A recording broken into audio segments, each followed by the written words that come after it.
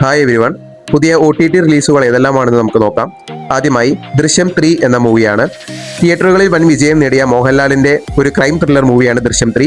ഇത് ജൂൺ 18 മുതൽ Amazon പ്രൈമിൽ streaming ആരംഭിക്കുന്നു. അടുത്തതായി ബ്ലാസ്റ്റ് എന്ന് പറയുന്ന മൂവിയാണ്. ബ്ലാസ്റ്റ് എന്ന് പറയുന്ന മൂവി ഇപ്പോഴും തിയേറ്ററുകളിൽ വളരെയധികം നല്ല റെസ്പോൺസുകളോടുകൂടി മുന്നേറിക്കൊണ്ടിരിക്കുകയാണ്. അതിനാൽ തന്നെ ഇപ്പോൾ ബ്ലാസ്റ്റ് OTT റിലീസ് ഉണ്ടാവാൻ വളരെ സാധ്യത കുറവാണ്. നെറ്റ്ഫ്ലിക്സ് ആണ് ബ്ലാസ്റ്റ് ഏറ്റെടുത്തിരിക്കുന്നത്.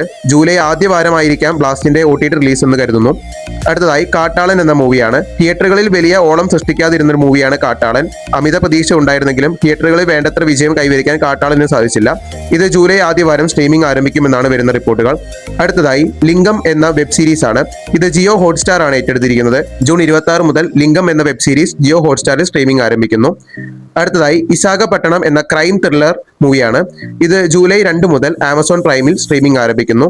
അടുത്തതായി വിലായത്ത് ബുദ്ധ എന്ന മൂവിയാണ്. തിയേറ്ററുകളിൽ വലിയ ചലനങ്ങൾ സൃഷ്ടിക്കാതെ പോയ ഒരു ചിത്രമാണ് വിലായത്ത് ബുദ്ധ. പൃഥ്വിരാജ് ആണ് ഇതിന്റെ നായകൻ. ജിയോ ഹോട്ട്സ്റ്റാറിൽ ജൂൺ അവസാന വാരം വിലായത്ത് ബുദ്ധ സ്ട്രീമിംഗ് ആരംഭിക്കുന്നു.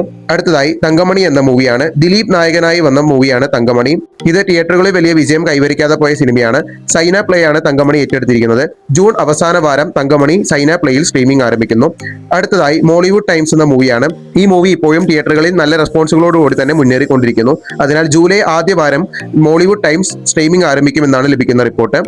അടുത്തതായി സേവ് ദ ടൈഗേഴ്സ് 3 എന്ന കോമഡി വെബ് സീരീസ് ആണ്. ഇത് ജിയോ ഹോട്ട്സ്റ്റാർ ആണ് ഏറ്റെടുത്തിരിക്കുന്നത്. ജൂൺ 19 മുതൽ സേവ് ദ ടൈഗേഴ്സ് 3 ജിയോ ഹോട്ട്സ്റ്റാറിൽ സ്ട്രീമിംഗ് ആരംഭിക്കുന്നു. അടുത്തതായി അതിരടി എന്ന മലയാളം കോമഡി ആക്ഷൻ മൂവിയാണ്.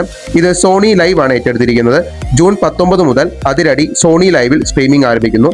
ഇത്രയൊക്കെയാണ് പുതിയ OTT റിലീസുകൾ. പുതിയ OTT റിലീസുകളെ കുറിച്ച് അറിയുന്നതിനും സിനിമ ഒപ്പീനിയനുകളെ കുറിച്ച് അറിയുന്നതിനും ഈ ചാനൽ സബ്സ്ക്രൈബ് ചെയ്യുക. നിങ്ങൾ ഇതിൽ ഏത് മൂവിക്ക് വേണ്ടിയാണ് വെയിറ്റിംഗ്? കമന്റുകൾ രേഖപ്പെടുത്തുക. Okay, by.